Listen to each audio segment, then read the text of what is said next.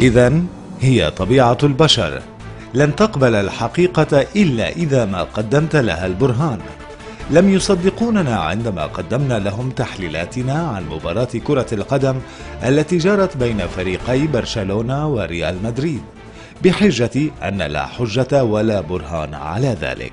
نحن الآن نقدم لهم الحقيقة على لسان صاحبها ميسي، الذي اعترف عبر قناتنا بأن ما حصل في تلك المباراة فعلا ما كان إلا مؤامرة ضد سوريا. من وراء هذه المؤامرة وكيف تمت عملية التخطيط؟ إنها قناة الجزيرة. كنت قد اجتمعت مع إدارة القناة وأقنعوني وقدموا لي حذاء جديدا ومالا كثيرا، وأعطوني الخارطة التي يجب أن نتحرك بموجبها بالملعب لتطابق الخارطة التي لدى المسلحين.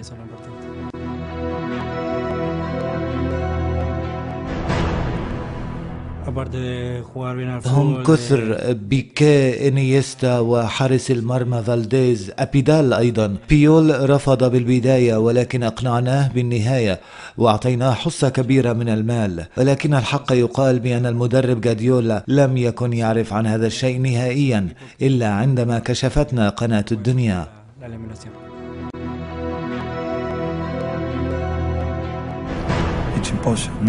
هذا مستحيل. أنا لا أعرف كيف حصل هذا من غير علمي. كل شيء حصل من غير علمي. تغلغلوا بالفريق وأغروهم بالمال. لهذا أنا لم أتخيل كيف أن مدرب مثلي لفريق كبير مثل برشلونة يحصل معه هذا، حتى أنهم اشتروا الجماهير. ففي إحدى المباريات بدأ المشجعون بالهتاف ضد النظام.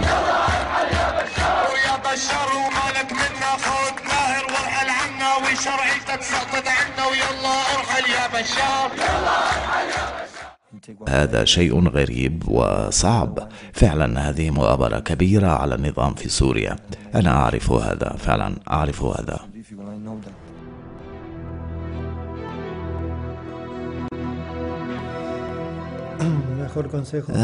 نعم، أنا نادم فعلا وأعتذر بشدة عما حصل. لو كنت أعرف بأن قناة الدنيا بهذا الذكاء لما كنت قد أقبلت على فعل مثل هذا الشيء. وأحذر الجميع أيضا بأن من الصعب التلاعب مع هكذا قناة، لأن لديها حس استخباراتي عالي جدا. لهذا قررت أن أعتزل عن العمل الإرهابي وأن أعود إلى الملاعب قريبا.